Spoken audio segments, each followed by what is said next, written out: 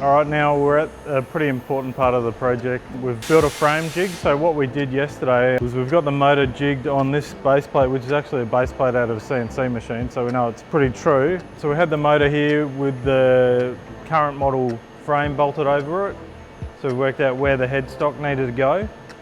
And this is the start of the jig that we'll use for when we weld it. It'll have bars and everything holding it all in place so nothing moves when the aluminium's welded. But what we've had to do, and we discussed with the engineer before doing all this, was removing this part of the frame, which is where the engine mount is, and then building a new part and welding that back in. So because of the 98 engine bolts back here, obviously it was never going to work because the mount is up here on the late model one. So we're going to replace this part here and basically make a new one, and also up under the back here, the 4 mounting tabs that mount the back of the engine don't line up, so we're going to have to replace them too. So it's not a biggie. The main thing is that we've got the engine sitting in there nicely now. The airbox, the bottom half of the airbox fits in beautifully. There's room around both sides, which I'm really happy about. And the main issue is even though the tank design from the early to the late one is quite similar with this big open section under here, the front of it, and maybe it's because of the way it's sitting, this can still move a little bit, is fouling just with the tank at the front there. It's looking like we're going to have to cut the bottom side of the tank out and pull that out, modify it, and then weld it all back in.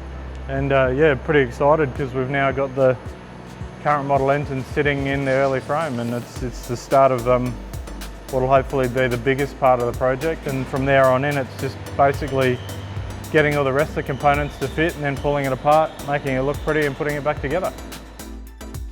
One of the parts we didn't film was the cutting out of the underside of the fuel tank. After a long day of deliberating, I made the executive decision to remove the front section of the tank in order to create more room for the airbox. To strengthen the tank edge, a steel rod was shaped and welded into place.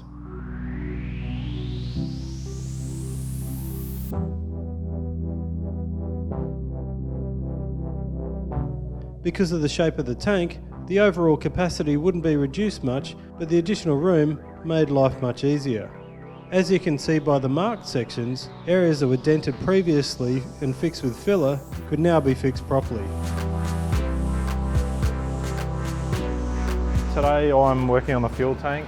Now I've cut this out. This is where the original sender and fuel pickup were for the carbies. Now I've cut this out from here because we've machined this up, which is basically replicates what's on the factory tank on the new R1. So what it is the EFI fuel pump sits in there, so the O-ring on the pump seats on that, and it's basically got this nice little plate that holds it all in place. Now what I've done is cut a hole in the bottom of the tank for that to sit into, and then all we've got to do now is work out the exact angle that it needs to sit on so that we can weld it all in place, and it'll get welded all the way around. But what I'm doing now is on the later model one, it sits about there, but because the 2 overflow drains here on this side, that works. But what I'm going to have to do is bring it around here. So what I'm just check now is by taping this in place, sitting it on the bike, and then making sure that where the fuel line goes, it's all going to work. Otherwise we'll have to modify the fuel line, which isn't a biggie, but it's something that if we can avoid doing it, then it's a bonus. So yeah, get this happening. And on goes the tape. The reason for doing this is it allows for quick and easy orientation adjustments to be made. In the case of the setup on this R1, no changes were needed and everything fitted into place nicely. After this, Cam from Solid Engineering set to work welding it in. Alright, boxer Cam. I have one tank sitting where it should. The rubber bump stops aren't at the back, so it's sitting a bit over to one side, but I'll be fine when the bump stops are in and there's a new front mount made. But basically we have tank over airbox, which is the desired result. Also, in this crazy wide view, ta-da! Yesterday I finished up modifying the new front bracket to mount the new speedo in the old fairing. It's quite neat. It's just a bit of masking tape around there to protect the speedo. But yeah, very happy with that.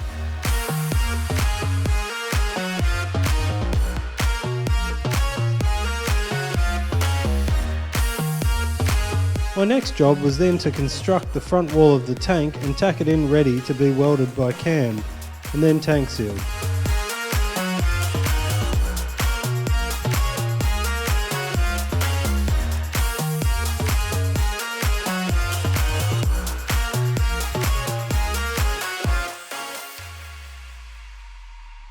With the tank done, it was back to finalising the rear suspension linkage and alignment. Nuts were used as temporary spacers before new CNC offset dog bones were made.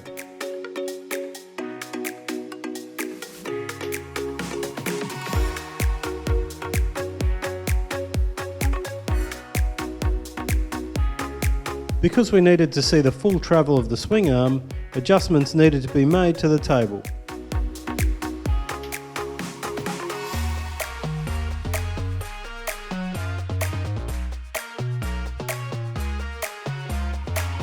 The next step was to start working on engine mounting.